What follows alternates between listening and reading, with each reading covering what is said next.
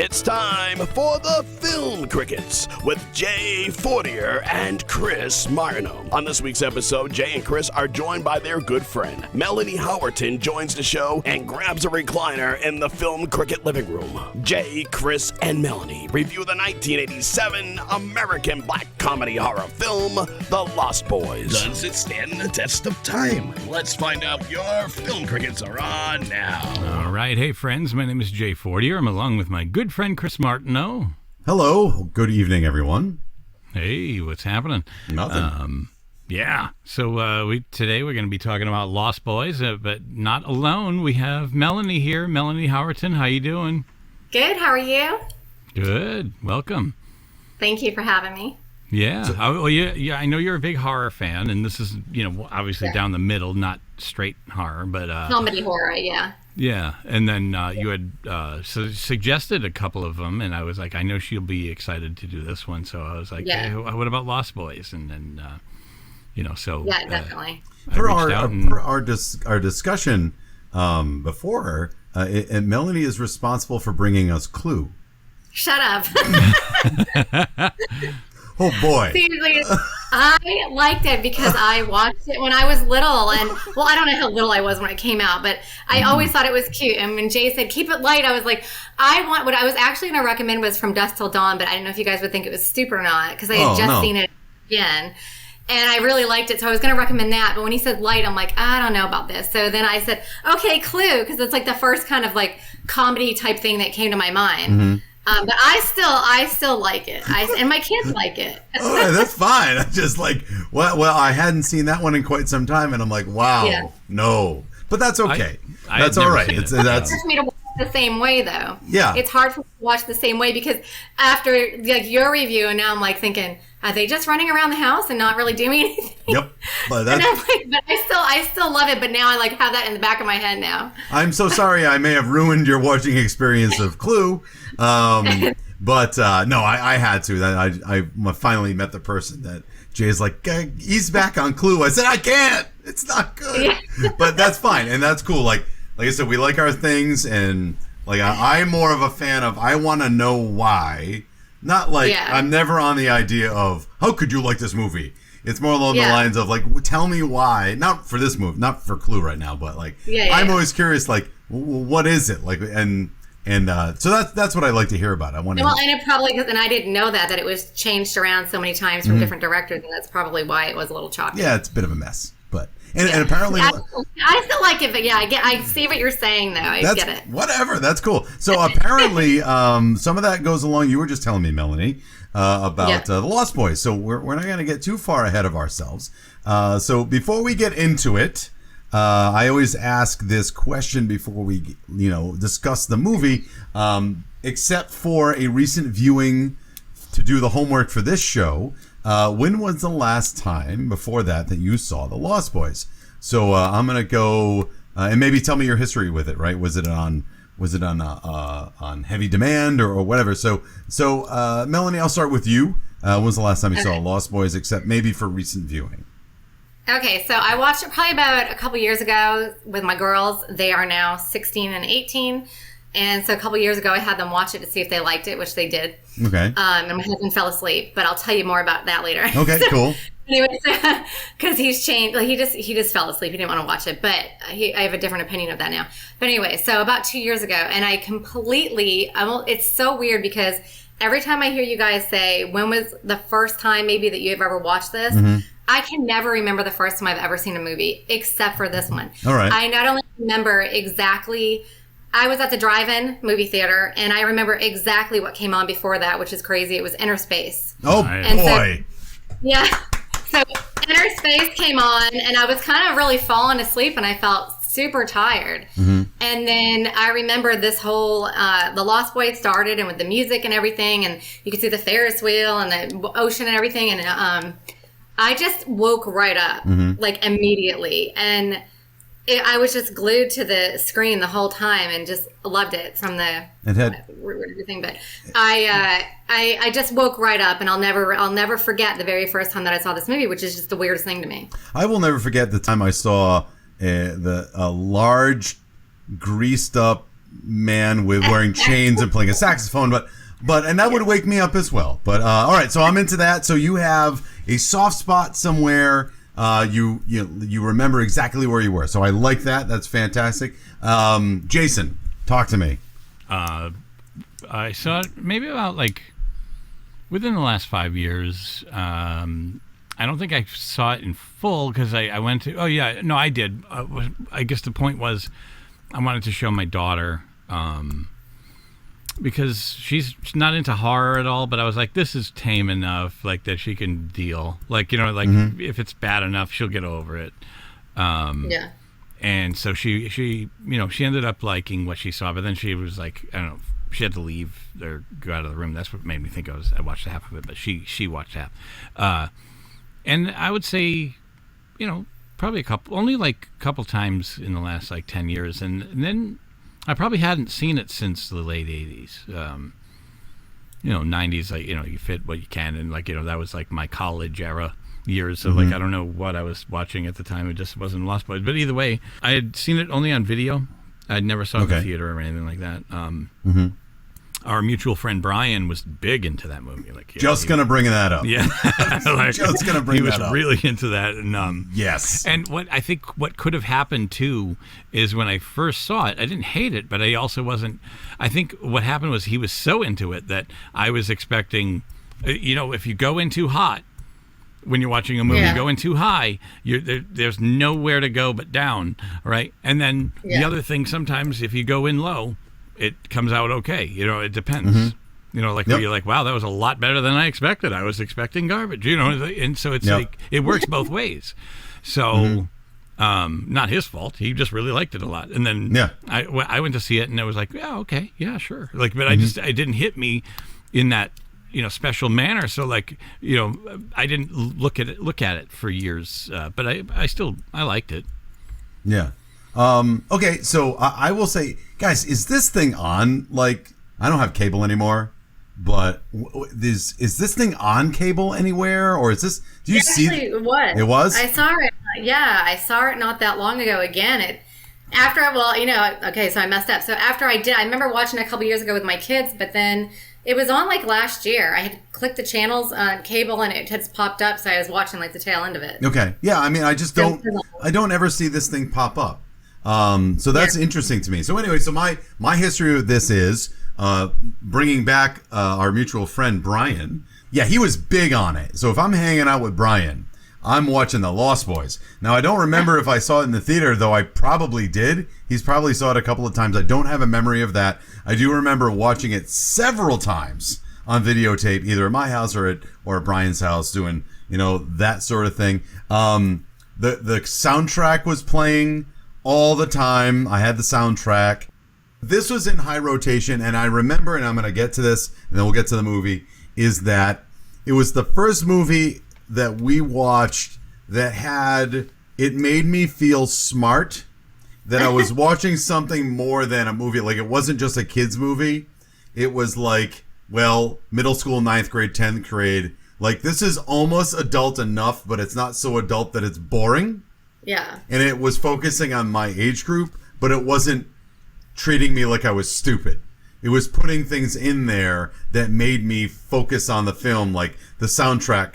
When the kids sing, "Thou shalt not fall." I love the soundtrack. And that comes up 3 times in the movie, and every time it came up, I'm like, ooh, I'm smart, because I remember that from last time. So it seemed like a smart film. I'm not saying it still is, but at the time, it made me feel I was watching a legit thing that somebody put effort into, not just Rambo 2. So anyway, so that's where I am with that, but I think I tipped my hand a little bit too much. So now we're going to get into the IMDb breakdown, 1-sentence breakdown. So let's get into it. This is The Lost Boys. Came out 1987, rated... Rated R? Are you laughing because it's Sorry, rated R? no, guys. No, it's rated R. But I pull up IMDb, right, and sitting in front of me it says Lost Boys, and they have a clip. And the first clip is the guy in the saxophone with the fires. It's the first thing I saw. I'm so sorry. All right. Keep all that in. So Lost Boys rated R. Wouldn't be rated R today, but that's okay. 1987, coming in at 1 hour and 37 minutes. The golden age of 90-minute movies. Love it. Directed by Joel Schumacher, written by Jan Fisher, James Jeremias, and Jeffrey Boehm, starring Jason Patric, Corey Haim, Diane Wiest, who is fantastic, Bernard Hughes, Edward Herrmann, Kiefer Sutherland, a very young Kiefer Sutherland. It is the age of the Gertz. So we've got Jamie Gertz coming in, Corey Feldman, and we can't forget who plays, Jameson Newlander, who plays Alan Frog turned into a handsome man. And then, of course, the inimitable Alex Winter, who is real smart. I didn't do the one sentence. I'm so sorry. Let me get back to it. After moving to a new town, two brothers discover that the area is a haven for vampires. I dare say that sums it up. Thanks for watching the Film Crickets. Have a nice week. No, that's Not pretty so much. easy. Yeah, I know, right? So guys, I'm going to start it out with, if you were moving to a new area and the first thing you saw was murder capital of the world, how long would you stay? Well, Throwing it out there. down. Exactly. I had a problem with this too, being a mom, and I'm like a total helicopter mom. I have two teenage girls, so I'm you have no idea how protective I am. I'm insane. Okay, so her murder capital of the world, and she has no clue where they are half the time. And I don't know if that's because it's an 80s movie and my mom never knew where I was half the time, or because they're teenage boys, or I don't know. But I think I would have a problem with I that. think you're right on exactly like you did. The couple reasons you just listed, you got the 80s and boys. Like it's like two things that was, I mean, you know what I mean? Like come in when the lights go down and the porch light comes on, type of thing. Or in our town, we had something called the 7:30 whistle. Do you remember that? Oh, the horn. The horn. Yes. This freaking thing. We didn't have that. It was brutal. This thing, I lived close to Town Hall, and Town Hall had this freaking siren that was unreal. Like, just like, oh, like really loud. Like a tornado siren or something. Dogs would howl. Almost. Yep. Dogs would howl. That's how freaking Oh, loud. I got better than that. My neighbor, who was a redneck, and he just had junk in his yard. One summer, he, for some reason, magically showed up a donkey. A donkey showed up in this he was watching someone's donkey for the summer. So every 7:30, during the summer, this donkey would bray. Like out of nowhere. So you had the siren, and I had a donkey. So I see your dog and raise you a donkey. It was the weirdest freaking thing ever. This guy would get hammered every day, sort through his junk, and then mow his lawn every single day, shit-faced. That's great. So that was my neighbor. Anyhow, yes. So I agree with that. But on the murder capital thing, though that is there, first off, the mom did not see that. The kids saw it. That's true. And then second, no, but I'm saying. Well, she did. She knew after. Right when they got to the house. Well, he said something. Is it true? Like to the grandfather. Yeah. But the thing is, you got to understand. She just got a divorce, or did Dad die? No, divorce. All right, she got a Really have divorce. money, obviously. Right, and she didn't look like she's got a lot of money because she's living with Dad. Yeah. Right. Yeah. So she never really had a choice. And this, by the way, the stipulations of that divorce, she goes into why she has no money, and that is nonsense, because she said, I didn't want to take any money because I didn't want it to be messy. That's insane. Yeah. That's insane. You have a piss poor lawyer. That's ridiculous. And she's got two kids to support. Yeah. I'm a divorced dad of 3, so yeah, that's insane. From the month that I'm paying, and it's fine, but it's like, no. You don't ever say no to that. That's insane. You have a terrible lawyer. But they show up, so they're coming in with Grandpa. Now, I got a problem with Grandpa. Now, I know Grandpa's in for comedic effect. He's obviously a lunatic, but in a nice way. I think he's so cute. I love Grandpa. I know, he's in a nice way, he's a lunatic. But again, and I'm not going to tip my hand, but this man has been there forever and knows it's not the greatest town ever. Maybe you want to mention that to your daughter, who's going to move your children to your house. That in the murder, maybe you don't want to warn her. It was like a shock. Like, maybe you want to tell them it's a tough neighborhood whose only industry is a weird carnival, seemingly. Well, and you can tell for the entire movie, he already knew that there was vampires there. Yeah. And, I mean, he's sharpening his fence as in stakes, and he already knew. He knew, he says it too towards the end, but he knew that they were there. He knew what was going on. So, yeah, a little strange about that. Yeah, thanks, Dad. Thanks for telling me ahead of time. That was real nice of you. There was a product in his fridge, man. There was a product in his fridge that I miss. It was called, boppers? yes. Love the What was it? Peanut butter boppers. Yes. Like it was from yeah. Nature Valley or Nature Valley It's took the over. peanut butter in them with a little chocolate on the outside. My grandmother had those all the time in her house. They were unreal. They're so They were good. short-lived but delicious.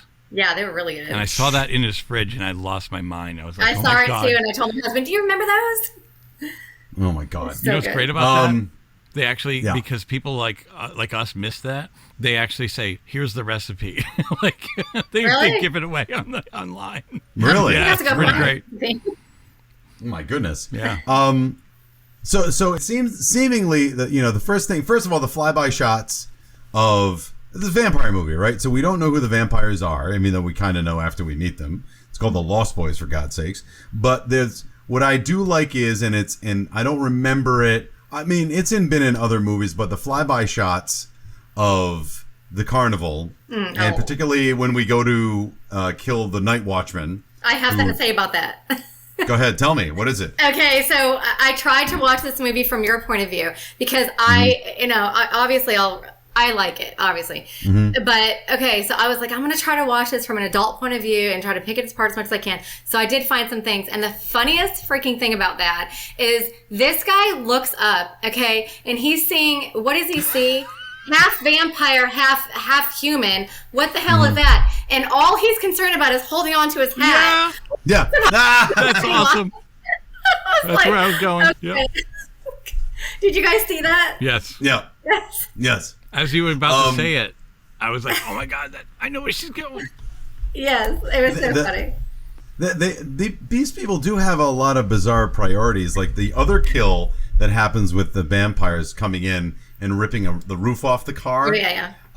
So that's it's a man or whatever, and he's with his girlfriend, and he's trying to get some action in the back of a car, and they're supposed to be badass, like they're rebels, and they're rebels because they steal stuff. And what did they steal? Comic books. He's got a car full of comic books, so he's obviously badass. So here we have a person that's more concerned about holding his hat on his head, and then we have these miscreants whose only bad thing is he wants to get laid in the back of a car and steals comic books. What turns what turns a girl on more than Spider-Man?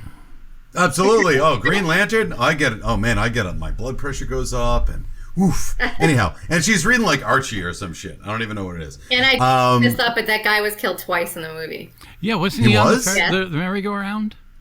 I mean, no, not the merry-go-round. No, that was him in the beginning. He was on the merry-go-round, and then he got killed in the car. But later on, when I did look this up. I didn't notice it, but later on, when he's going to show Michael, this is what you are, blah blah blah, and there was all those people by the fire. He was in the back, and he got killed for the second time. Yeah. Oh, and the bonfire That's scene. when I made a mistake by saying merry-go-round, but I saw him. Yes. And I meant the bonfire situation. Yeah. Yes. Yeah. Okay. Yeah, I know that's weird. What a weird They're like, we need you again. Can you just get back in there? We're gonna kill you twice. We're short of, and we're not sure which one we're gonna use. We're gonna use both. Really? No one will care. Yeah. We're short one homeless person to massacre. Could you possibly stand in? Yeah. It's not Nobody gonna will work. notice. They all look like punks in here. Just get in there. Yeah. I think that was the first right. movie I've ever seen Kiefer Sutherland in. Growing I up. love Is it. it Stand By Me? yeah. I had not seen Stand By Me back then. I saw it in the 2000s All right. for the first time. So let's get into it. So we've got this carnival, and it seems as though it's the Santa Carla, which is Northern California. It's actually allegedly. Santa Cruz. Alleged. I know right. that, Yeah. but they're saying it's near San Francisco, but it's got SoCal written all over it. But that's okay. It seems as though we're in a small town whose only industry is a carnival, as near as I can tell. That's all that we see. We don't even know where the high school is. Jason Patrick, who is going to be a senior, looks like he's about 25, but that's okay too. And we get into, again, this is just me being picky. That's fine. I mean, all actors look older than in the 80s, all really are. In the 80s, Stranger yeah. Things. I mean, they're playing Oh my God. 15-year-olds in their 30s. It's like, Yeah. and the 15-year-olds are really like 19 or whatever. It's you not know? fair. Yeah, though, they're because getting a then, little- it takes so long for them to come out with the next seasons. It does. It takes forever. So it's like, yeah, they're going They to. are looking a little long in the tooth this season. I'm just going to throw that out there. Mike is like so 6'5". Yeah, it's ridiculous. So anyhow, so we get into and we're at the carnival where all the action happens, and again, what we're trying to get, the aesthetic that they're trying to establish is this idea of, you know, people are strange, that we have these outcasts that are mixed in with the general public. If you look at the carnival, it's a lot of like punks and rebels, but also families and children. And a old baby in a people. stroller. Yeah, babies and strollers. Like they're all in the same. It on when they said people are strange. Yeah, exactly, right? Yeah, and they have people that are strange. So, and they have all of these clips of people that are quote unquote strange. And part of the thing is that these people that are quote unquote strange would not be strange now. They were pretty much run of the mill everyone. Yeah. If you go to any area that's diverse, that's what you see. So we're pointing out that these people are strange, but really, how strange are they?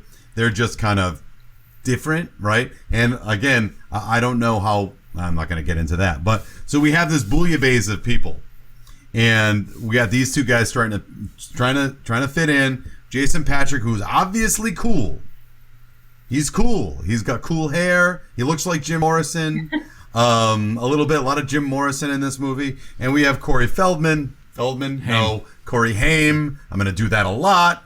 Who is obviously the more innocent younger brother, who is kind of looks up to his older brother quite a bit. So that's where we are with this. I'd like to bring up the fact, before we move on to something else, I've been going on for a couple of minutes here, is that this movie is perfectly placed in time as an 80s movie because it's got a lot of references to the 60s in it. Yeah. There's Jim Morrison posters, there's Jim Morrison soundtrack. The hotel. So that kind of, right. The hotel, which was in the underground, right? The Frog Brothers' parents are just stoned hippies that just sit there the whole time and sleep. And then what we have is an older generation before that. So the brothers' mom, Diane Wiest, and Max, the video store owner, who's a generation before the 60s, kind of, sort of, right? They're older than that. And then what we have is these guys, the Gen Xers, right? So this is your Gen X kind of coming of age movie.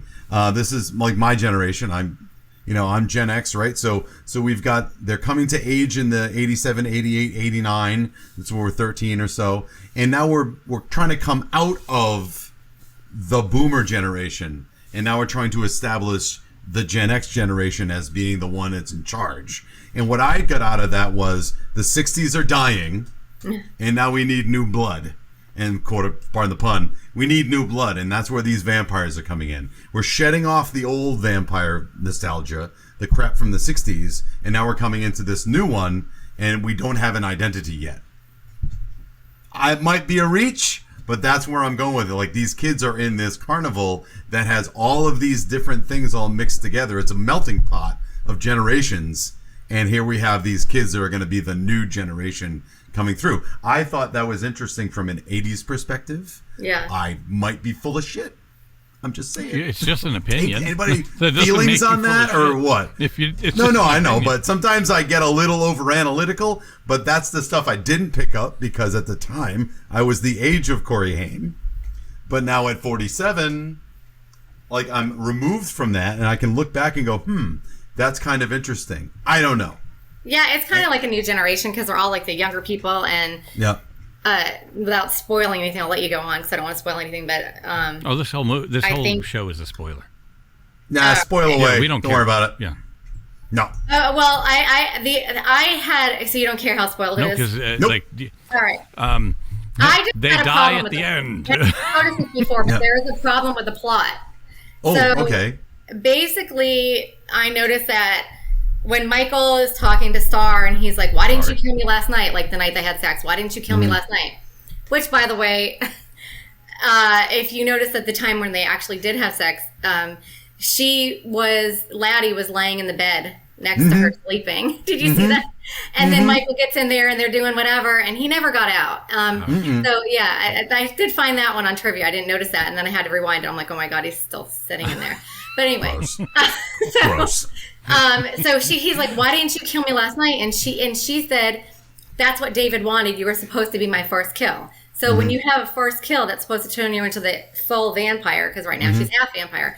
Yep. So that she told Michael, that's what I was supposed to do. I was supposed to kill you that night, but I couldn't because I care about you so much, whatever. But that's not the entire plot. That completely contradicts the movie, because in the movie itself, the whole reason that they're trying to turn Michael into a vampire is because Max wants Lucy. The whole thing's really about Lucy. Max wants Lucy to be a mother to his boys because he thinks they're out of control and they all need moms. And that's the whole reason, like he said, that he wanted to turn one of the boys. If you turn one of the boys into a vampire, then she would have no choice to agree. But that's not what Star said. So she said he was supposed to be her first kill. And also, if that's the case, then why were they trying to get him to run off a cliff with a motorcycle? Yeah, I agree with you there. It seems as though the movie it also sets up rules that it also doesn't follow in terms of vampires. So, like, I don't care if you're going to set up your own rules for vampires, because they're made up. So it doesn't matter. Like, you can do whatever you want. In Twilight, I don't like Twilight, but if you want them to go to glitter, that's your choice, and that's fine.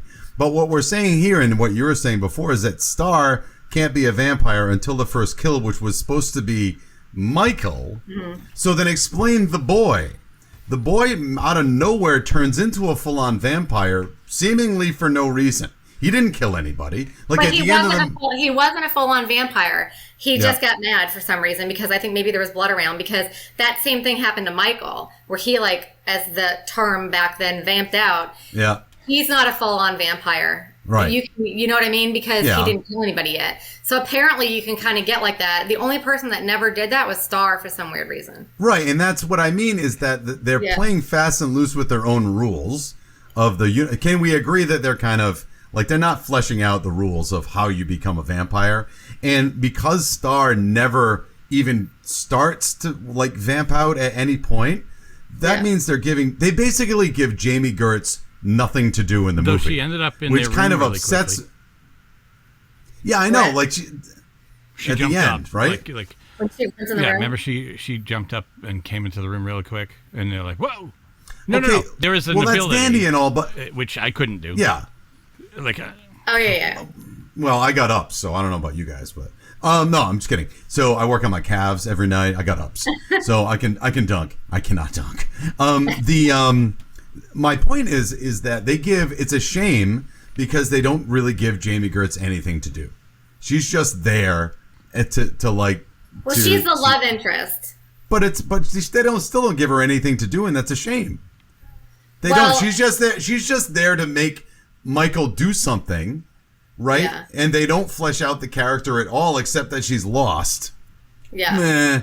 When she can do stuff, like, she's a good actress, and it's a shame. Again, I didn't recognize it at the time, but it's a shame they didn't give her anything to do. She had nothing to do. She just kind of was there, and that's annoying. You know, it's just basically for her she's there for Kiefer Sutherland to order around and to be the love interest for Michael, but then that's it. We don't even know. I don't know. It's a shame.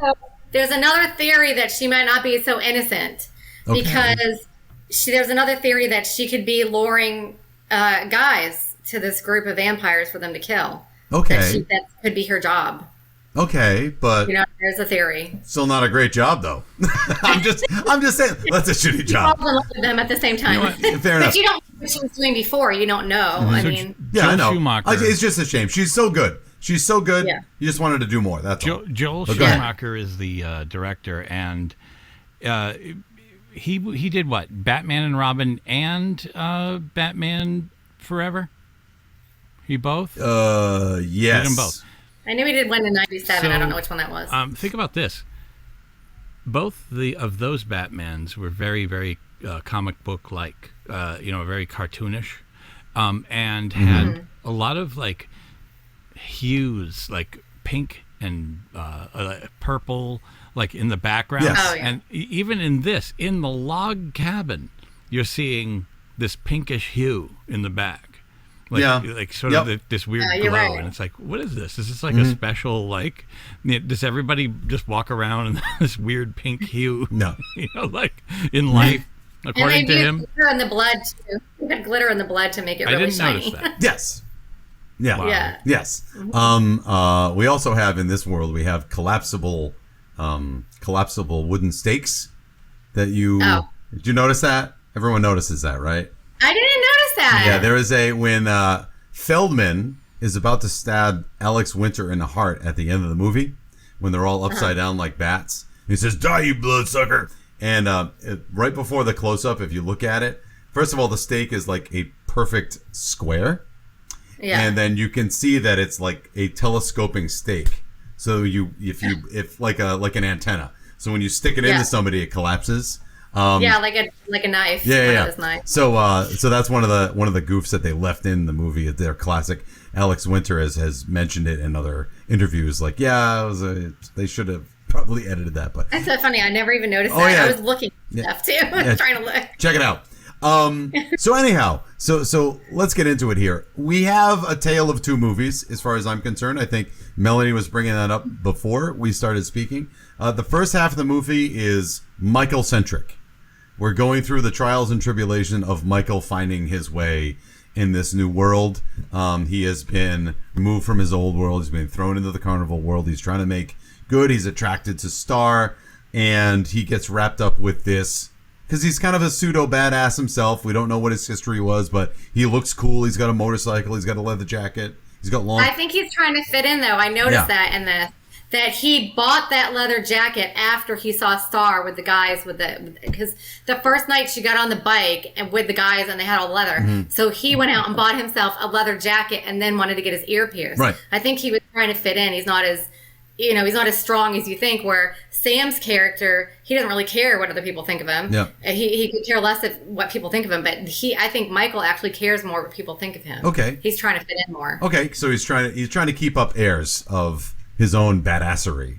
Can we? Yeah. It's safe to Okay, assume. so speaking of which, Yeah. So go ahead. I go, didn't mean to cut you off. Go ahead. if you want to continue.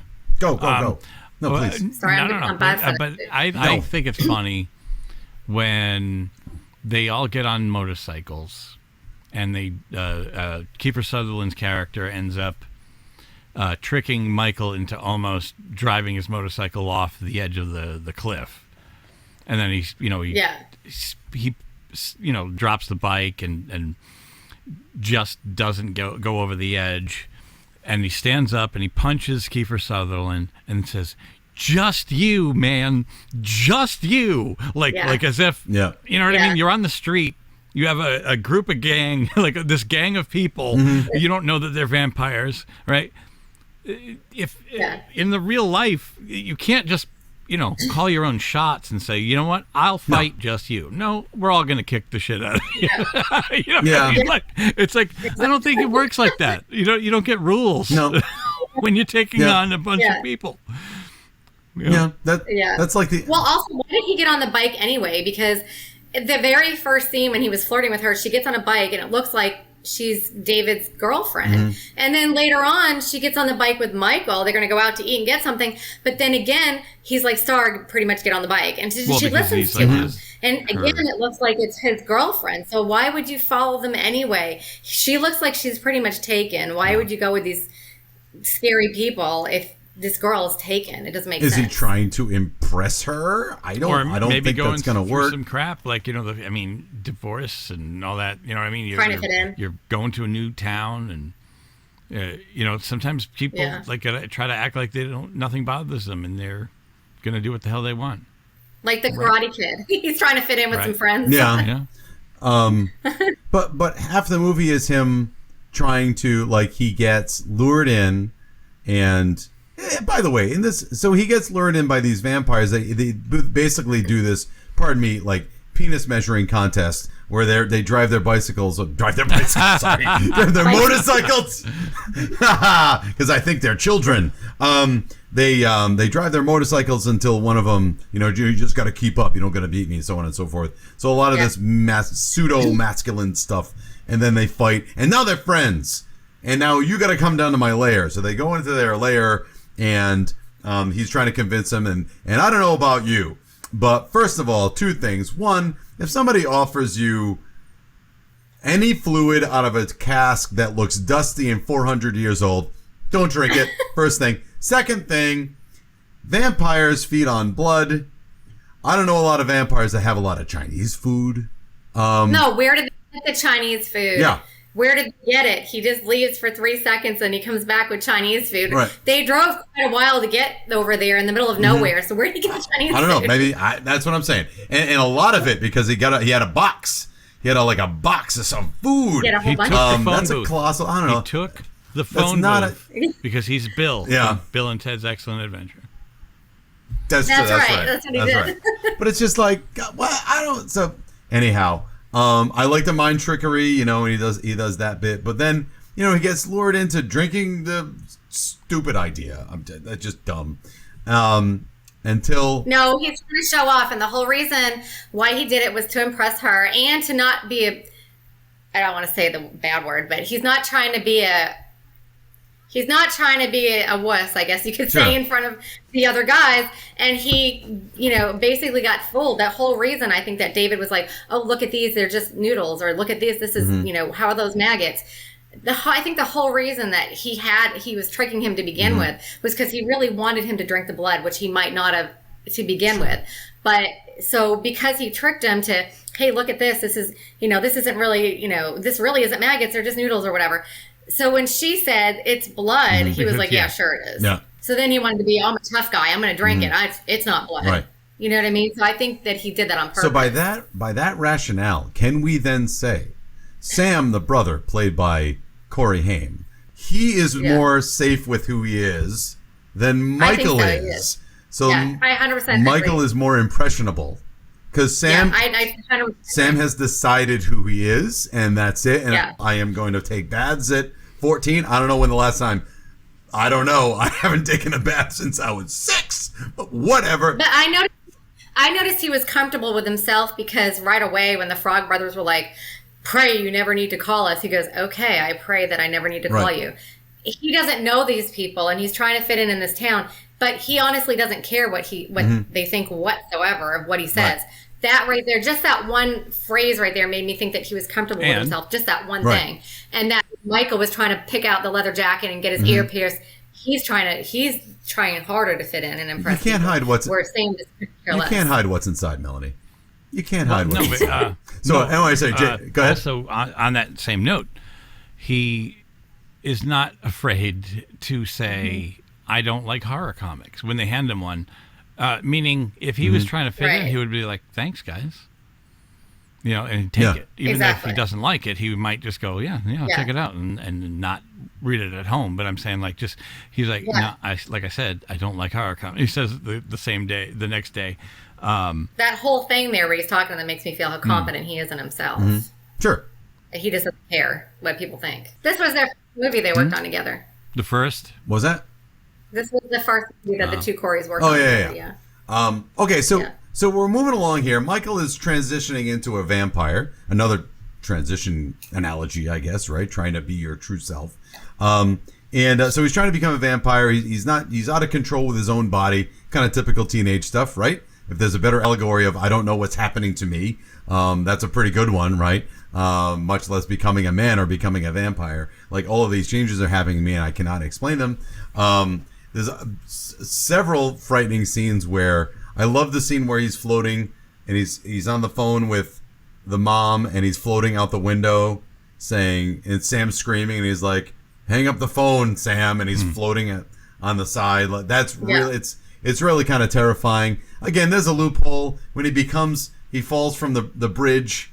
How does he get back to his house? Are we assuming he flies? He can't. Did the vampires bring No, him back? I think they took him. I think they let him fall and then He doesn't carried him back to the remember, house so, and had him wake like, up. It's like a little blur. Right. No, I know. But it's one of those things that just kind of turns into that. But here's the deal. Like at some point, what is the impetus to Corey Haim finally calling the Frog Brothers saying, I got somebody who can help us? I forget what that was. What happens? Because there's a lot of, Michael, I'm a vampire. I don't know what I'm doing. I have to do this. And he witnesses that first kill, which is great. You know, the only gore in the movie, which is fantastic. But what happens that Haim finally pulls the trigger and says, we got to get the Frog Brothers? No. So, sorry. Go ahead, Jay. It's one of my favorite parts, actually. It has to do with it's right after the bathtub scene. So when I love Nanook, I love that dog, and I love how he's growling at the door when Michael's trying to get in. But that's one of I'm telling you, that whole bathtub part is one of my favorite scenes. Not only just because of the singing in it, which I thought was funny, and the dog and everything, but then he hears something when he sticks his head under the water, and he hears this whole ruckus going on with the dog and whatever. So he opens the door. And he's looking for everybody, and it's quiet and it's dark, and Michael's at the bottom of the stairs. And he turns the light on, and Michael's hand is bleeding all over the place. He's like, what the hell did you do to my dog, you asshole? He's like, this isn't his blood, this is mine. And he said, he goes, why, basically, why would he bite you? He goes, one of my favorite lines in the movie is when Michael looks at him and he said, he was trying to protect you. Because that's creepy as shit right there. Like, he's, like, now your brother, why does my dog have to protect me against my own brother? And then he sees that he doesn't have these reflections kind of off in the mirror. So then when he says the other funniest thing, like, oh, you're a shit-sucking, blood-sucking vampire or whatever, wait till Mom finds out, buddy, and he runs up the stairs, and that's when he locks himself in the door and he calls Frog Brothers, the Frog that's Brothers. right. And they they come over and they relax. They're very relaxed about saying kill him. They're like, what you gotta do is you gotta get a stake and drive it straight through his heart. Like it's the fact that it's like never mind the fact that this is my flesh and blood brother that I grew up with. Let me just kill him right now. Hold on. It's no problem to kill him. When they come over and they say it was a great plan, but realize you try to vamp out in any way, we will kill you without even thinking about it. It's like, oh, okay, great team we have here. I love that every time that they're around people, like they're at the dinner, right, and they don't let go of their scowl. Oh, that was so funny. Like, you know what I mean? Like when they're trying to meet the which ends up being the head vampire, the Max.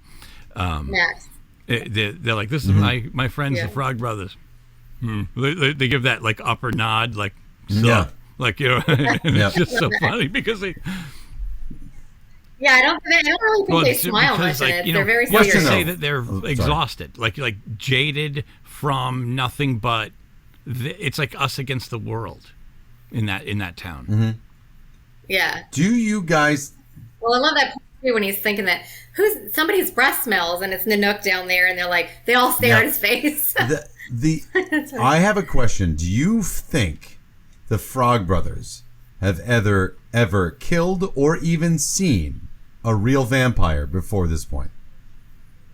They said they had never killed one, but they must have seen them. And how would they know? I don't know. I'm just saying. No, how would they know? Because they get all their information. Their research is comic books. So to them, anybody that fits that description, and there's a lot of strange people at the carnival, are obviously blood-sucking freaks. Young teens. So I maintain they have never. They say they never killed one. I maintain they've never even come into contact with one. They have a lot of bravado. I'm not saying they're not, say, skilled, but I don't think they have any idea what they were getting themselves into. But they still went in 2 feet first. That's what I think. Well, young teens that actually are so like, the ones that I know what I'm doing. I got this shit. And they jump in because this is what they think they know. I mean, they're right, but right. But also, like, the grandfather knew what was going on. Had he, who knows what he's seen? But I think they knew what was going on in the town too. I don't think they knew what they were getting into. I don't think they've ever killed anybody. But I think they knew, just kind of like the grandfather. I like how the grandfather knew. Nanook has a widow's peak. which is like a Yes. like a Dracula type hair. Dracula. I was like, wow, look at that. Yeah. Yeah. Oh, go ahead. Yeah. But Yeah. no, that's cool. I maintain that they got my vibe is they don't know. They think they know what's going on. They think they've seen a bunch of vampires. I don't think they have. I think they get all their information like it's like a conspiracy theory. I got all my information off. I did my own internet research. You know what I mean? And that's what Yeah. I think. Like, don't you see them? They're everywhere. They're just once they jump, and I don't think they've ever seen them. Well, as Grandpa obviously has, because he says so nonchalantly at the end, all the goddamn vampires. Yes. So my Love that issue part. with one of my issues with the movie, and Melanie brought it up before, is that it's two movies. The first movie is Michael transitioning to vampire, falling in love with Star, and realizing he's in a bit of a mess. And then it turns to the focus is all the Frog Brothers and Sam. And the next thing you know, we're riding around on BMXs, breaking into the church to get holy water. Having an armoring scene where we have who's got the garlic, who's got the wooden stakes and all that stuff, and it sniffs of Goonies at that point. You know what I mean? But Yeah, because it kind of was supposed Right. to be Goonish. It was supposed to be kind of a good, like, middle school Now, age kids, like I question. said, with Yeah. vampire. Don't you in it. think that it probably would have been better? Not that we would like it better or worse now, but I'm saying at the time, you're trying to make it a big hit. Don't you think making sure that it's PG-13 might have been a safer bet to gather more viewers in the theater? I just don't know why it was rated R to begin with, because they cut out a scene. I remember when Kiefer had bit somebody, one of those the punk people, he bit him in the head, and I was like, "Why'd you bite somebody in the head?" But they cut out the rest of that whole part, and Kiefer said he couldn't wait to see it. Apparently, it got really goring into where he was tearing that person's head and blood and guts everywhere, but they cut it out. So I don't know why it would be rated R anyway. There's no real sex in it, and I don't even know. Do they not even enough. swear in it? Maybe a little bit. Why I is it do rated not R? recall any F-bombs. There may have been one. What I'm saying then, There may have okay, been one. then fight for the PG-13. Yeah, more people probably would have been able to see it. Although I have heard with other things before, To a make lot it of more times they attractive. put the rated R on there because it's more appealing to people and they want to go see it a little bit more, try harder to get into it. Yeah, but if I'm going to an R movie, I don't want to see a bunch of Sam. Just throwing it out there. You know what I mean? If I'm an R horror film fan, there's nothing wrong with Sam. I like Sam, but I don't want to see Sam. Yeah. I want to see Pinhead. That's what I want to see. A rated R. I just don't know why it's rated R. It's weird. And a funny thing, we were talking how it was supposed to be Goonish kind of more. Schumacher had said, is that how you say it, Schumacher? So he said, and it's so funny, he said that he wanted to completely change it because he thought vampires are the only exotic monsters, and he wanted it to be hot. And he said Frankenstein is not hot. So that was like his whole, which I thought was kind of funny. And he put in these good-looking people. And when I watched this, I was 14. I'm 48 now. And I remember being in the drive-in being like, oh, my God, like, Michael's so good-looking. Which is so funny. Like, I was like, just stared at him the whole time. Like, oh my God, he's so beautiful. And now it's so funny because my teenage girls are now like, oh my God. So my daughter watched it again recently with her boyfriend.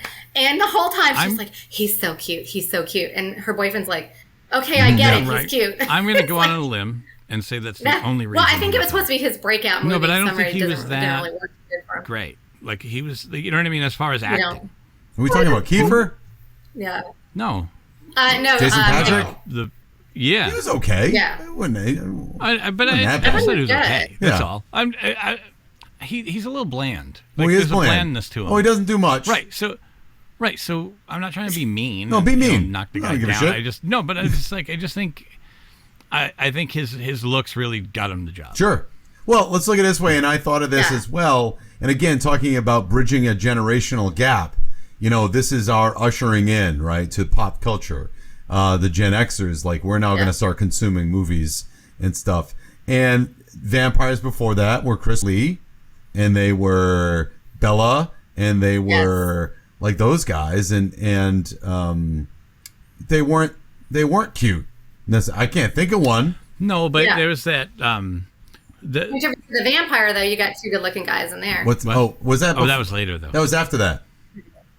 That was the 90s. Well, yeah. No, Oh, but, they're both. no, but I think gorgeous his and point gay. of I think what he was trying to say though, there was that weird attraction. Could be just because of the trance that they could put you in, Mm-hmm. but there was that Yeah. thing where where there's love there, like even if it's not love, Mm-hmm. like there's some sexual aspect. Like they even made Yeah.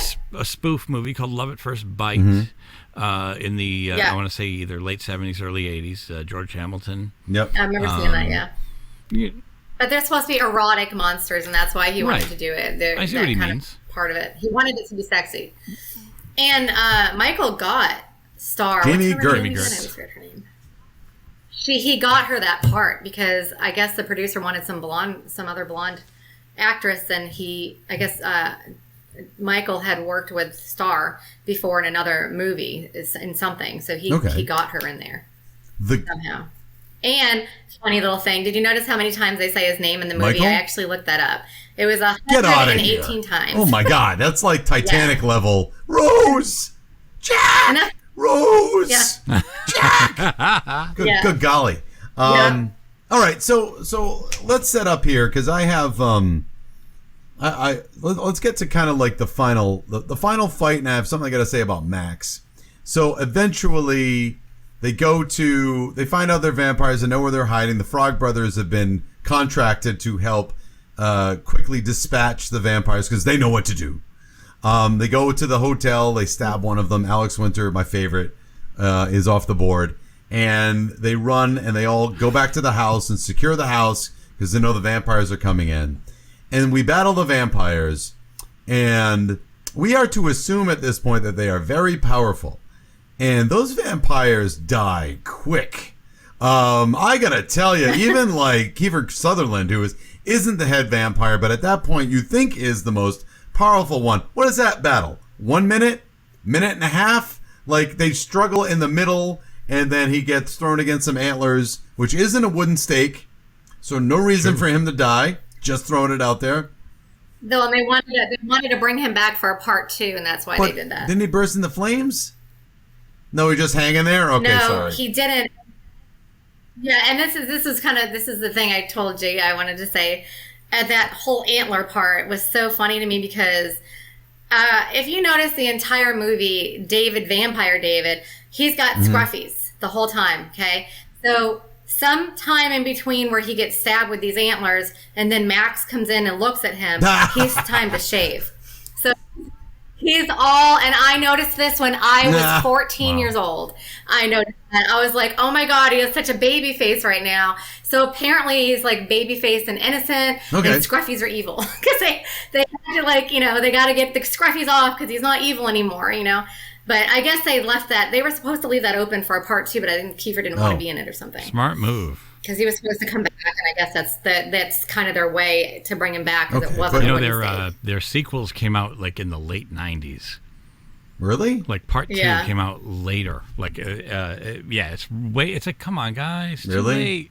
My mom has them. I've got the DVDs here, but I don't think I ever watched them. I remember seeing maybe part of one of them. I didn't There's think it was that okay good. aspects, but it's not. It's just straight to video. Okay. So look, so now we find out after Kiefer dies in a 37 seconds flat, Max comes in, who with Diane Weiss, the mom, at the end of the movie, they're on a date, bad things are going down, so they come back home, come to find out Max is the head vampire, because you got to kill the head vampire so that the half vampires can become normal again.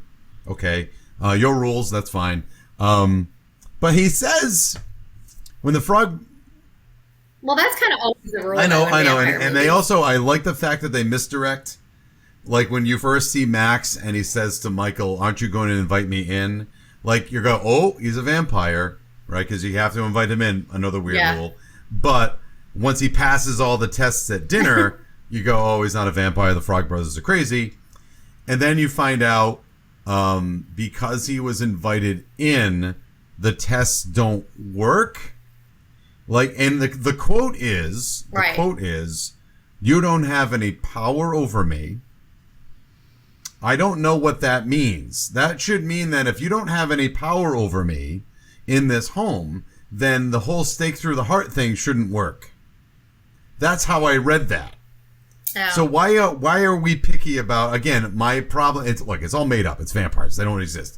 But the rules of the movie aren't consistent with itself, I don't think, on several occasions. This is one of those occasions.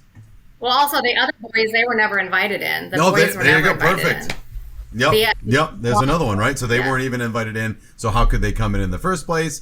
So all of that is wacky. But again, you got to end the movie fine. You know what I mean? And we have to explain. It's such a good misdirect with Max that, you got to say something. Otherwise, if you know he's a vampire right away, then the movie's over. You guys notice he stuck his tongue out like Gene Simmons when he turned around? I'm like, that was kind of strange. Like, he turned around, he's like, yep, I'm a vampire, kind of pretty much. And he stuck his tongue out like Gene Simmons. And that guy's got the best 80s jackets ever. He's got the pattern with the giant shoulder pads and... Oh my God! And his house. Yeah. His house had the weird. How many people's homes have neon artwork that blinks in it? That guy's house was so 80s, and he had the weirdest champagne glasses, and he had a giant coat with shoulder pads. So reeks of the 1980s, which is fine. It's what was made at the time. I was probably like, "That's a damn nice jacket." It's not, but that's a damn nice jacket. But anywho, I stand corrected. What? The Lost Boys, The Tribe came out, which was the sequel, 2008. Boy, wow. And then Lost Boys, The Thirst came out in 2010. These are direct-to-video? Direct-to-DVD sequels, yeah. So late.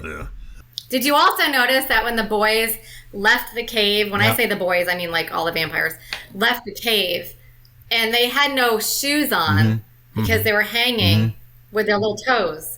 And they're flying, no shoes. As soon as they get into the house, they got boots. Nice. They're magic boots. You know why? Yeah. Because they want to appeal to the ladies. That's right. They don't want to see like naked feet just running around. They were hot until then. Yeah. Fuck these guys. Oh yeah, and the whole reason Kiefer looked the way he did was because the producer actually wanted them all to have long hair, and he said that when he had his long hair, he thought he looked so stupid. He thought he looked like a wrestler from the 80s. And so when the girl was doing his hair, he was like, cut it off. And I want to look like Billy Idol. And so I guess the producer was kind of aggravated, but it worked really good. And if you notice in the beginning, his gloves on all in the beginning, it's because he broke his wrist because he was trying to impress a girl while filming and crashed his bike. And he was trying to hide his he had a cast on in the beginning of the movie with with gloves on. But yeah, I thought that was kind of funny. But Kiefer had a lot to do with it, in fact, even the music, because he didn't want to be in the movie, and they wanted him to be in it. And once he found out, like, kind of the soundtrack was going to be in it, because what was that guy that did the Doors song that you were telling Jay? Right, he liked them, and he liked NXS and a couple other things. So when he found out they were going to do this on the movie, then he decided that he was going to do it, but he didn't really want part of it. And do you know who they wanted for David's character, which is insane? Can you imagine taking Kiefer's place? No. Jim Carrey? No, not at all. Yeah. He did do a vampire movie, but... Yeah. Once Bitten. Yeah. Once Bitten. Yeah, not good. But yeah, you can't picture him taking that place. He just doesn't have that coolness. And I don't think he can rock. Right, this movie makes mullets look damn good. Mullets are not good, but they make mullets look damn good. Yeah. Can I just say, before we kind of wrap this thing up, the general aesthetic of the carnival that I meant to say before, because I have to bring up, what's the name of the saxophone player? Tony something. Oh my God, I forgot. Castiglietti. Yeah. So anyway, there's a wonderful, he's got a mullet. He's got a wet mullet. And he's got chains around his neck, and he's a giant man that's been oiled up, and he's playing his saxophone, saying he still believes. He's got tight pants on.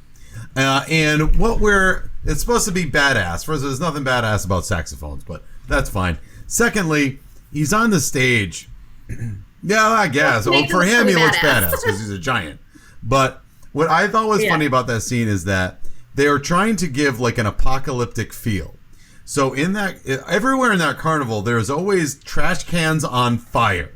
And that is basic. Like, that's how they're lighting the carnival, is fires and trash cans, which is kind of like a post-apocalyptic deal. You got people in all kinds of leather and chains. Yeah. You got a guy playing a saxophone wearing a chain. But when they pan out to the audience, there's balloons. So it's a family-friendly apocalypse, apparently. That you can invite the kids to this dumpster fire of a concert experience. Balloons, just balloons. There's stuffed animals. I know, like there's balloons. stuffed animals and everything. Like, it's badass, but it's not badass. I don't know. Yeah. So, Well, like, you know what though, everywhere else, like in America, other than maybe like Jersey, like there's not a lot of this boardwalk style things going on near the ocean. You know what I mean? Like, it's not like it's everywhere. I thought that was so cool, honestly, when I was watching it for the first time. Even now when I watch it, I'm telling you, I not only remember the very first time I saw this movie, which blows me away, and what was playing before it, but I remember exactly how I felt when I first watched it, and how my eyes I was tired as hell. I remember being so tired I just wanted to go home or fall asleep in the car. And then this movie came on and my eyes just popped open. The saxophone player, the carnival, the soundtrack is phenomenal. I still kind of feel like that when I watch it. It's hard for me. Like I was saying, when I watch a movie when I'm younger and I like it so much, it's hard for me not to like it. I kind of still feel, I get so into the movie that I kind of put myself right back in that same place. So it's kind of hard for me. I was really trying to find stuff with this. And I will say that, oh, you go ahead. I'll say that to the end when you ask if I think it holds up. No, but on that note, what I was saying about that is just that they wanted to also create a world that maybe you would be interested in checking out. Because I mean, you and I lived in a middle class, bland town that what I mean, like saltine crackers, maybe. Like there was really nothing going on. That's no diversity. And I live right next to that's how I met you. So it's Rhode Island, Massachusetts. That you didn't have stuff like that. I mean, I remember looking at it. So thinking, every wow, time there was really like cool. a Los Angeles or any type of California thing, they tried to make it as cool as or something out of the ordinary, but like relatable as well. Like you know what I mean? You can relate to a carnival or wanting to be at one. So everybody in California is like, "What's the big deal? This is every day." At the time. Yeah, exactly. But we weren't connected like the internet. Like we didn't get to witness everything. So it's like you see that, and it's like, wow, man, look at that world. I want to be there. Yep. So what do you think? Yeah. Do you final judgment? I'd say so. It's time now for final judgment. Are you ready to rubber stamp this bitch? Here's the final judgment. Steve just beats the shit out of that gong. He does. Or bell. He does. Bring it on. Bang a gong. Get it on. So that was time for final judgment. We got there. This is all opinion free. These are all facts. And so now what we need to do is decide whether or not it holds up. Who wants to go first? Jason? Sure. Hit it. Yeah. No, I think it does. I think it looks very clean. As far as the film, like it does. It looks fresh. I mean, it doesn't look like yes, the stuff you could say, wow, this is dated that thing. But I mean, you said it earlier. There's a lot of people that dress like that now. You know what I mean? Like it's like a lot of leather studs and stuff like that. But like I don't know, it didn't look like it was so out of place. Like if everybody was wearing white sports jackets like Don Johnson did in Miami Vice, stuff like that, you'd be like, whoa, like totally 80s there. Like, like specific things that were, but I wouldn't say this. I know it takes place in the 80s and it's, this 80s stuff, but it's not like it just makes you feel like, it's so dated that you can't. And a lot of that stuff is coming back, honestly. It's like my kids are wearing stuff that I'm like, I have that. It looks like my pants. That looks exactly like my outfit I wore. I think a lot of people could, and I think Melanie's about to prove that people who are from this generation, this modern generation, can watch this and get really into it. So I'm gonna leave it like that. Yes, it does. Cool. Melanie, go ahead. Okay, so obviously you kind of know I like it a lot. I love the soundtrack. I love the costumes. I love everything about it. I love the actors that are in it.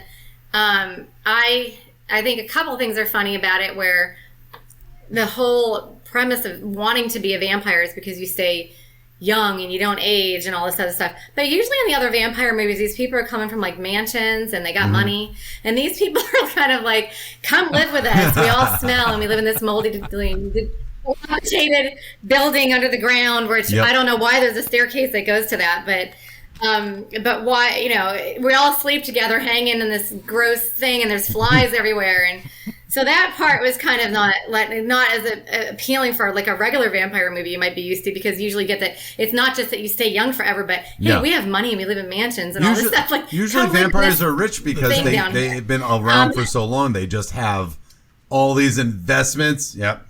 Take everybody's money that they kill, you know? But they're wearing the same clothes every day, and you know. But so I thought that party was kind of funny about it. But I think it totally holds up because, and it's not just because I like it, but I think that if I can show it to my kids when they are, you know, I don't know, how old are they? 14 or 15 or whatever, 15, 16, and now they're watching it again, and they're showing their friends or their boyfriends, and they like it too. My daughter's boyfriend, I asked, you know, pick it apart. Tell me if there's anything you don't like. He said he liked it because it wasn't boring. A lot of movies, there's just so much dialogue and you're sitting there listening to so much stuff where there was just always something going on. It didn't seem boring. It kind of seemed like it went by pretty fast. And then the biggest thing is my husband. I will tell you now, I always want to watch 80s and 90s movies all the time. He doesn't ever want to watch anything old. He thinks he doesn't like how it looks in the filming. He thinks they're cheesy and everything. He's always giving me a hard time when I want to watch movies. First time I had him watch it, he fell asleep, and the girls watched it with me. This time I said, I want you to watch it because I want to know what you think. And he said he thinks it holds up because he actually liked it, and he doesn't like any 80s or 90s movies. I mean, he doesn't like Julia Roberts at all. He can't stand her. He can't stand Tom Hanks. He can't stand anything from the 80s and 90s. He can't stand how grainy the things look, or how it doesn't look modern, or and he just thinks a lot of them are just tacky. He actually liked it, which I thought was, my God, that's crazy. So I think if he likes it and I can show it to teenagers of different ages and they can show it to their friends and they like it, then obviously it's holding up somehow. And I think vampire movies tend to hold up pretty well, you know. And it's got a little comedy in it, like the old Abbott and Costello movies. Like I have all the old Abbott and Costellos. I have, you know, Dracula Meets Frankenstein and The Mummy and all that kind of stuff. And they kind of work, even though it's kind of a little bit of cheesy, you know, comedy with a little bit of horror. It's not too scary. I didn't find it scary at all, but I just love it. Cool. I think it just works. All right, so I'm going to go and I'm going to say it's a good movie. I'm going to say I liked it. I'm going to say that I didn't like it as much as I did when I was younger. I was I kind of could see through some things that I didn't before. And I also want to preempt everything I'm about to say. I'm not going to go long. No, it's just tough for me because I'm not big on nostalgia. The past is the past. I kind of live in a now kind of situation. I do enjoy things from the past, don't get me wrong, but whenever it's something that was so ingrained, like I said, I was kind of, this movie was all around me all the time, and I embraced this movie a lot. And because I don't like to think about when I was younger, I'd rather think about the now, that I was going against this movie going, all right, try not to not like it because it represents you in the 8th grade. You know what I mean? Like, I'm trying to... Yeah, right. So I'm trying to not hate it because it reminds me of me in 8th grade, and I don't want to think about me in the 8th grade because I like me more now than I did then. So that's hard. But so getting past that, I don't think it holds up. Here's why. I didn't say it was bad. It's certainly entertaining. I don't think it holds up for the reasons that I started before. It's so in the 80s zeitgeist. It is so developmentally important to us that were in middle school or early senior or 9th grade or whatever, or 10th grade in 1987. And it was so deep into the 80s at that point that all the stuff we're looking at the screen that's so dated now was so fresh and hot then.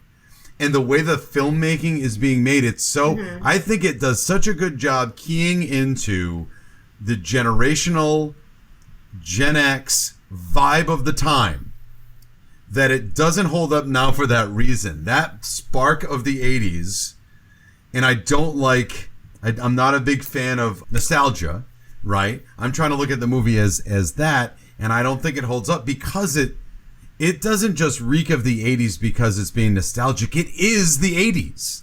That movie is the 80s. But what if it came back? I wouldn't want to see it because we're old enough now. Yeah, I know, and that's the hard time I'm having with it because that's when I grew up. That I want it to stay there, and I don't think it translates to 2022 because of that reason. I know that seems weak. It's not as strong as your. I didn't say it was not a good movie. I don't think it holds up because it's so fundamentally 80s that it doesn't translate. And then the second thing I want to say is there are some shots in this that drove me crazy. There's one shot in where again the movie wants to be smarter than it is. There's some, and I'm not saying it's dumb. I didn't say that, but it wants to be smarter than it is. There's one scene where Kiefer Sutherland, Patrick, David, Michael, and Star are all in the same shot, faded into each other. I don't know. There's a shot, and it happens a couple of times, and I'm just like, oh, 8th grade me would friggin' love this shot because it would make me feel like a genius. But I don't like it anymore because I've seen it so often. So that's what I don't have a strong foundation. I'd have to write a thesis paper on what I'm trying to say. Again, I recommend the movie. People should watch it. I'm not saying you're not going to like it, but the purpose of this podcast is does it hold up? I don't think it does because it's so quintessentially 80s that you know what? You know what I mean? I don't know. Sure. No, I get you. Where you and I differ, you don't like nostalgia for the fact that you look at yourself as a 14-year-old and you it bugs you because you don't like that version of you. Nope. I love nostalgia because how it made me feel because I wasn't happy as a student. Like, you know what I mean? Like, I didn't like school. I didn't like high school or junior high. I liked, you know what I liked? I liked in between classes. When I was giving people high fives and what's up, man? Hey, you know, the social aspect, the dances, the pop culture that was happening in my life around, whether it be music, movies, or TV shows, they made me feel good in that terrible time. Mm-hmm. So I look back at those things as the wonderful thing, not the shit storm that might have been school. Sure. Or myself, like, you know, like my awkward self. It was the stuff that made me feel good on the, you know, that it was like helping me get through that. And so that's why I look at the 80s as a good thing. Not, I mean, if I'm looking at the 80s in school as a good thing, no. Yeah. So there's a difference there. For me, I love all the 80s and 90s stuff, and I still listen to the 80s and 90s constantly in my car. I love all that stuff because of how it makes me feel, not because I was trying to get away from anything, but because when I hear songs like that, it just makes me feel like, I don't know, I'm like this anxiety type of person. So when I hear stuff like this or watch stuff like this, it brings me back into a time where you didn't have that stress as much. You didn't, for me, you know, you were kind of safe. You didn't have to worry about so many things, you know. I don't know. It just makes me feel good, and it just brings me back into like a more innocent time. And I don't know. I've always loved anything 80s and 90s. I just absolutely just love it. I love how it makes me feel. And I watch it. I love listening to the music, and I'm like, oh my God, I love this song. Or, you know, looking in the background, like the boppers that we saw, and we're like, oh my God, I have those. My grandmother always bought boppers, or, you know, or the furniture in the background, or the toys in the background, or things like that you were like, I had that. Oh my God, you know, or just the clothes, and you're like, oh my God, I had those shoes. You know, like, it just makes you just feel, to me, it just makes you feel good. And you just remember all of these things that you had, or things that you liked, or that you like to listen to. So I love stuff it's like the Belle that. Epoque, right? It's the good times, right? It's always the time. It's not now. It's always was then. Yeah. And I totally appreciate that. So I'm not disagreeing with that. I'm just, that's the first thing it makes me think of. So, but that's cool. Yeah. So, all right. Well, that was, I got lost in the Lost Boys. That's all I got to say. That was fun. So I'm glad you liked it. No, I didn't think you were don't going to not like it. like it. I didn't like it as much as I did then. You know what I mean? Like, I was digging it then, and now I'm just like, well, it's okay. You know, it's not offensively stupid. It didn't treat me like I was dumb. Yeah. I just, you know, like I said, I think it has a problem in that it's two movies. I think they should have either just stuck with Michael They should have just done the Goonies, because it switches in between. We're now, like I said, we're suddenly Michael's on a motorcycle and now we're on BMXs. Like, what's the deal? But that's fine. Whatever. It's the sexy deal. They're supposed to be all sexy. That's what they're supposed to look for. That's what they're Right. shooting Right. for. But Melanie, thank you. That was fantastic. Yeah, thanks for joining us. Yes, thank you This so was much. fun. You guys don't ever do Poltergeist without me. No, that'd be fantastic. Toby Hooper. Yeah, we'll do Hooper. that. Yeah. All right. Yeah. Super. Yeah. Thank you so much. I feel totally honored that you guys asked me to come. I listen to you every single week. Really? So thank you so much. You're the one. Yeah. Thanks. Yeah. I always listen to you. I have to catch up for some of the old ones, but I've gone through almost all of them, and every single week I listen to you guys. Appreciate that. Thank you so much. And yeah, Excellent. thanks for joining us. This Thank was you a so blast. We had so much fun. Yep. Yeah. Folks at home, if you're listening, please rate and review on Apple and spread this around. Share it with other people. That if you know somebody that's into movies, a diehard, please share it with them, because we have so much fun and we hope you can join the party. So, all right. Our email is filmcrickets8099@gmail.com. And you can, tell other people where you can find us at all different podcast platforms. And, well, have a great week. Take care. Bye. Bye. Film crickets, chirp 'em out movie.